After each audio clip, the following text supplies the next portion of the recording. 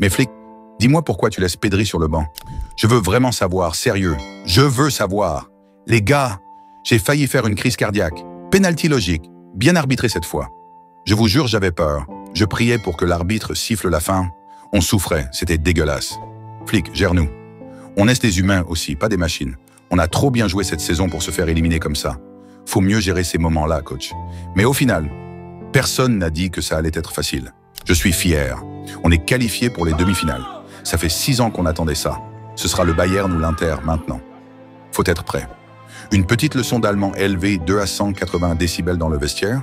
Franchement, ça ferait pas de mal. Enfin, on est qualifié. Je suis heureux. Tellement heureux. Merci aux joueurs. Merci pour le courage, pour la détermination. Vous étiez cramés, mais vous avez tenu. Il y a de l'espoir. Gavi a dit qu'il est possible que beaucoup de joueurs étaient plus fatigués que d'habitude après tous ces matchs. Mais aujourd'hui, c'était une bataille. Nous savions où nous allions, et c'était bien cela. Une bataille. Je suis très fier de toute l'équipe. Très gros match de Tech ce soir, malgré la défaite. Le Polonais doit être le numéro 1 la saison prochaine. On va pas se mentir. C'était pas notre meilleur match. Mais l'objectif est atteint. Dortmund a mis l'intensité, nous on était brouillons. Trop d'imprécisions sur toutes les lignes, on s'est mis en danger nous-mêmes. Frenkie de Jong a raison dans son interview d'après-match. S'il fallait choisir un match à perdre, c'était celui-ci, pas les prochains. Même Lewandowski a dit qu'on ne peut pas jouer comme ça. C'est le signal d'alarme dont on avait besoin. Si nous devions perdre et faire des erreurs, il est préférable que nous les ayons faites à ce stade. Plus tard, il n'y a pas de place pour ces erreurs. Nous manquions de contrôle au milieu. Nous perdions la possession, ration des passes, facilitons le match à l'adversaire. Nous devons analyser cela en profondeur.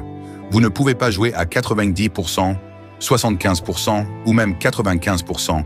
Nous avons fait beaucoup d'erreurs en première mi-temps. Et grâce à elles, Dortmund a pu se créer des occasions et nous repousser également. Mais bon, nous avons fait le travail. Et d'ailleurs, il y a un truc que j'ai vu passer cette semaine qui m'a marqué.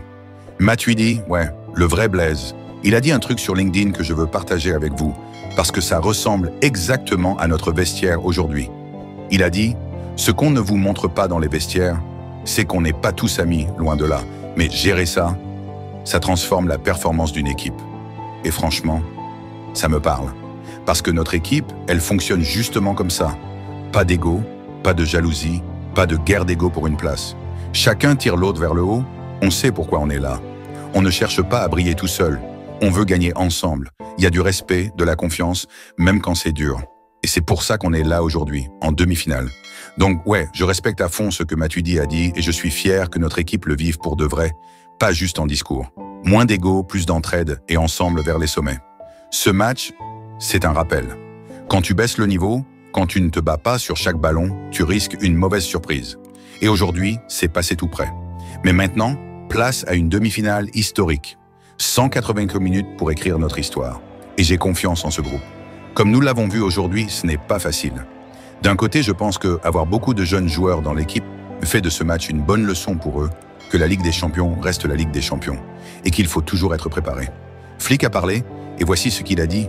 Il faut analyser ce qu'on n'a pas bien fait. On a confiance. L'objectif est atteint. Demi-finale. Voyons le positif.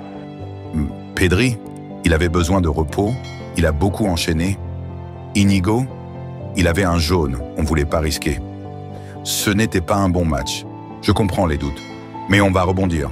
L'équipe est phénoménale. À la fin, l'ambiance était bizarre dans le vestiaire. Jusqu'à ce que je dise, on est en demi-finale. Alors maintenant, on respire, on profite. Mais on n'oublie pas ce match. Le prochain round, c'est pour l'histoire. On doit être prêt. Jules Koundé savoure le retour du FC Barcelone en demi-finale.